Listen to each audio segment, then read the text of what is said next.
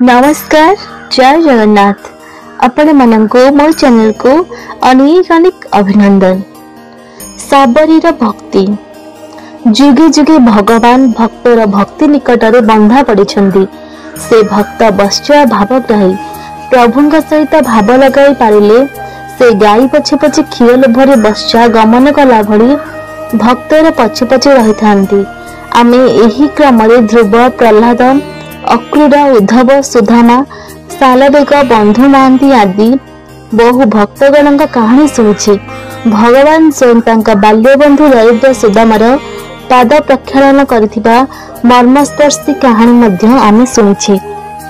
सेहीपरि महाकाव्य रामायण एक अपूर्व उपाख्यान होइछि भक्त सबरी कहानी, जहा पई प्रभु होइछन्ति सबरी नारायण। एथिपई प्रभु श्रीराम को कुहा जायछि नील नवघन कांति सीतापति सुंदर सबरी अंठाखिया सत्यलगी फकीर। दंडक वनर पंपास्त्र निकटवर्ती अरण्य भीलजन जाति माने बास करथिले। सबर जातिर एही लोक मानकर प्रधान जीविका थिला शिकार करबा। सेही सबर मानकर मुखिया जणे थिले तांकर कन्या थिले श्रमणा। से देखिबा को आदौ सुंदर नथिले, हेले से थिले अत्यंत सरल ईश्वर भक्ति परायण। तांकर विवाह बयस उपस्थिति हेबारो तांका बापा जणे भील युवकंक सह तांकर विवाह करबाक स्थिर करदिले। तांका जातिर प्रथा अनुसार विवाह समय बलि देबा एवं मांस भोजन पाई शह शह संख्यक छाग आनी रखागला। विवाह पूर्व संध्यारे कन्या श्रमणा ए सब देखि तांका मनरे बहुत दुख जात हला। से विवाह पाई एते संख्यक निरीह पशु बलि ए कथा भाबी तांका मनरे वैराग्य जात हला। एपरी भावना रे से निश्चर्धरे गृह परित्याग करी घोर वन को पड़ाई कले। सेतेबेले दंडक अरण्यर अग्नाग्नि वनस्थ मध्यरे अनेक मुंडसी तपस्या करथिले। वन भूमिर स्थाने स्थाने सेमानंकर कुटीर और आश्रम सब दृश्यमान हेउथिला। श्रमणा से तपस्वी मानक मध्यरे जणे तपस्वीक आश्रम रे पहुंची तांको शिष्य भाव ग्रहण करने को अनुरोध कले, किंतु तपस्वी तांको तुमे नीच कुलर अशिक्षिता कही मना कही करदिले। श्रमणा बुली बुली आहुरी केते साधुंक भेटिले, मात्र सेही अस्पृश्य जाति होइतबा कारणरु समस्तंक पाखरु निराश हेले। से हताश न होई से अरण्य मध्यरे गोटे पर्णगोटीर निर्माण करी प्रभु श्रीरामंक नाम जप आराधना करी काल अतिबाहित कले। सेही पर्ण कुटीर रे वन्य फलमूल भक्षण करी से रहुथांती। सेठारे श्रमणा गोटे काम करुथाए। से साधु मानक अगोचर रे सेमानक जीवा आसिया पथ को नित्य परिष्कार करुथाए। एपरिकी बहु काल बीतीगला परे दिने सेही पथ दे मातंक ऋषि जाउथांती। श्रमणार एही प्रच्छन्न साधु सेवा को लक्ष्य करी ताको से शिष्य भावे ग्रहण कले। श्रमणा आश्रम रे रही क्रमे मुनिंक ठारे विभिन्न भगवत विद्या शिक्षा कले। सेठारे से रहिबार किछि वर्ष परे महर्षि मातंग बार्धक्य कारणरु शरीर त्याग करिया पाई निष्पत्ति नेले। से शिष्य श्रमणा को डाकी कहिले, मां मोर समय होई गलानी, मु एबे देहत्याग करबी। तू अति निष्ठा और भक्तिर सह श्रीरामंक आराधना करुथा, विश्वासर सह अपेक्षा करिथा। दर्शन देवा पाई प्रभु निश्चय निकट को आसिबे। एहा कही ऋषि देहत्याग कले। ऋषि देहत्याग कला परे श्रमणा तांकर से कुटीर रे रही प्रतिदिन जंगल रे फल पुष्प तोड़ी आनंदी और अत्यंत निष्ठा सहकारे आश्रम को परिष्कार परिच्छन्न करी प्रभुंक सेवा पूजा करंदी।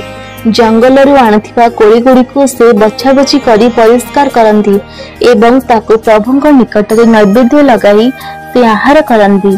नैवेद्य लगाइबा बेले अनुभव करंती प्रभु सेही कोड़ी गुड़ी को जेमिति परम आनंद रे खाउछंदी। प्रभुरु आखिरु दुई टपा लुह गड़ी पड़े। मने मने भाबी हुए प्रभु केबे अभागिनी कुटीर को आसिबे। मनरे तार दृढ़ विश्वास प्रभु निश्चय दिने मो कुटीर को आसिबे। सबुदिन ताको लागे जेमिति प्रभु आसिलेने। कुटीर द्वार को दौड़ी जाए, केही नाही देखि पारि आसे। एमिति प्रतीक्षारे श्रमणार अनेक वर्ष बीतीगला। क्रमे तांकर वृद्धावस्था भी आसी जाइथिला। जयाग्रस्त शरीर मध्य दुर्बल हो जाइथिला। आश्रम निकट पंपासर को दिने श्रमण कलश धरी पानी आने जाउछंदी तांको ऊपर मंत्र उच्चारण करुवा जने साधुकर दृष्टि पड़ला। से अछब शरीर को देखी अत्यंत क्रोधित हेले। क्रोधरे से पत्थर खंडे श्रमण उपर को जोर कर निक्षेप कले। पत्थर श्रमण गोड़ को क्षत करिबारु कई बुंदा रक्त झड़ी पड़ला पंपासर रे। आश्चर्यजनक भावे पूरा हृद जल रक्त वर्ण धारण कला। तपस्वी मानक मध्यरे भायणी पड़ला रक्त मिशा जल किपरि स्नान तर्पण करि हेबो। सेही समय प्रभु श्रीराम और लक्ष्मण मां सीता को खोजी खोजी आसी सेठारे पहुंची थिले। ऋषि माने स्थिर कले प्रभुଙ୍କ पद और हृद उपरे प्रक्षालन कले ताहा पुणी पवित्र होई जिवो। किंतु ताहा करला परे मध्य जलर कौनसी परिवर्तन हेला नहीं। राम ऋषि मानकु जल रक्तिम हेबार कारण पचारले। ऋषि माने प्रभु को सब कथा कहला परे श्रीराम कहले से सबरी मोर परम भक्त। तांका पदर जे रक्त बाहरिछि से मोर हृदय रक्त। मु तांको ही दर्शन देवा पई आसीछि। तुमे तांको एठाको घेनी आस। अति आत्रिय होई ऋषि माने श्रमण को डाकी आनबा पई ता पाखक पहुंची श्रीराम आसीथिबा कथा कहले। आहे भाग्य श्रमणर आज केते जुगर प्रतीक्षा समाप्त होईछि। से काल विलंब न करी धाई आसले। तांका पादर धूली हृदय जलरे पड़िया मात्रे ताहा परिष्कार होईगला। श्रमण प्रभु श्रीराम और लक्ष्मण को श्रद्धा पर अभूम प्रणामटे करी निजर स्वर्ण कुटीर को पाछटी नेले। कुटीर से प्रभु पाद धर्द करी निज लुगा कानी पोछि देले। आनंद गदगद शरीर आखिरी लोतकर बन्या बही चली थाए। केते कष्ट करी प्रभु ता कुटीर को आछंदी। केते क्लांत होई नथिबे प्रभु। दौड़ी जाई कुटीर रे साइति रखिथवा किछि कोरी गोटिए पात्रे नेई आसिला ओ अति प्रेम रे बसी प्रभु को खुआई देबा को लागिला। प्रभु को कोई देला बेले से चाखी चाखी मिठा कोई तक प्रभु को बढ़ाई देई थाई। आ प्रभु से अंगठा कोली प्रेम भरी खाई थांती। आहा कि सुंदर अपूर्व दृश्य। भक्त भगवान का अपूर्व मिलन। प्रभु सबरी अंगठा कोली खाई जुग जुग पई प्रमाण रखी देई गले। से केवल श्रद्धा कंगाल। श्रद्धारी जे तांको जहा देले भी से ग्रहण करंती। से केवल भक्तर भाव को देखंती। सबरी कोली खुआइला बेले निज कूल नहीं जेते बेले संकोच प्रकाश करिछि। प्रभु निजे कहछंती जाति पंक्ति बड़ीमा धर्म धन बड़ कुटुंब गुण चतुरता मुए सब उद्धरे। जहार भक्ति नहीं से मनुष्य जय शून्य मेघ परी। गोस्वामी तुलसीदास एक कथा को रामचरित मानस रे लिखिछंती। जाति पांति कुल धर्म बड़ाई धन बड़ परिजन गुण चतुराई। भगतिहीन नर सोहोई केसा बिनु जल बारिद देखा जैसा। प्रभु अंगठा कोई खाओ खाओ सबरी संदेह वचन पाई एही भली बहु कथा कही तांको नवदा भक्ति विषय रे कहले। तापरे से तांको जनक नंदिनी सीतांक कथा पचारले।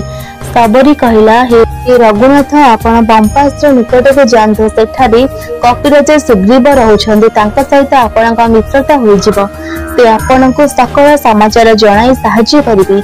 आपण सब कथा जानती। ए सब कथा कही सबरी भगवान का श्रीमुख और पाद पद्म रे निज चित्त निविष्ट कले एवं जलाग्नि सबल त्याग करी हरिपद रे लीन होई गले। एणु गोस्वामी तुलसीदास रामचरित मानस रे कहले नर विविध कर्म अधर्म बहुमत शोकप्रद सब त्याग हूँ विश्वास करी कह दास तुलसी रामपद अनुराग हूँ। अर्थात नाना प्रकार कर्म अधर्म विविध मत ए सब शोकप्रद। तेणु हे मनुष्य ए सब को छाड़ी विश्वास सहित प्रभु श्रीराम चरण रे प्रेम रख। प्रभु दर्शन पाई बहुत दिन अपेक्षा करी रहिथिबा एकनिष्ठ भक्त श्रमण सबरी को मुक्ति प्रदान करी प्रभु श्रीराम बानर राजा सुग्रीव उद्देश्य यात्रा आरंभ कले।